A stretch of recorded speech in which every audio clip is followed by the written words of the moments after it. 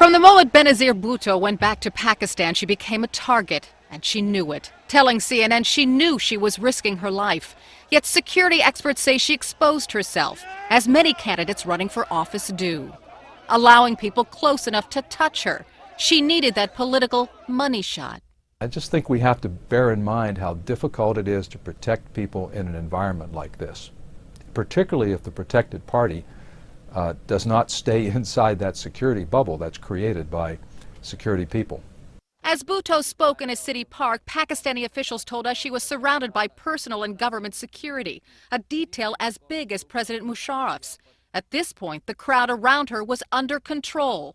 But when she left the podium, that began to change. You can see a man reaching out for her, being restrained. And just before Bhutto gets into her vehicle, the crowd around her grows. There's no crowd control, where there's no way to discern between those who are in her security service and just the general public. It's very hard for anyone who's trying to protect her to sort out who the threats are.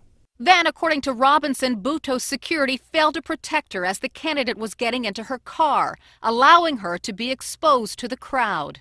You just don't do it. From a security standpoint, you would have wanted to have that car covered and not have anyone around it. The pictures do show Bhutto's vehicle was only partially armored, not fully equipped to withstand most explosive attacks. They simply don't use them because the candidate then looks like they're hiding. And Bhutto clearly wasn't.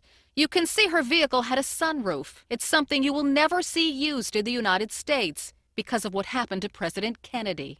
They got rid of the bubble. They got rid of those open cars in the United States based on the loss of that president. And what happened to President Kennedy happened to Bhutto. As she waved to the crowd through that sunroof, a gunman shot her in the neck and then blew himself up.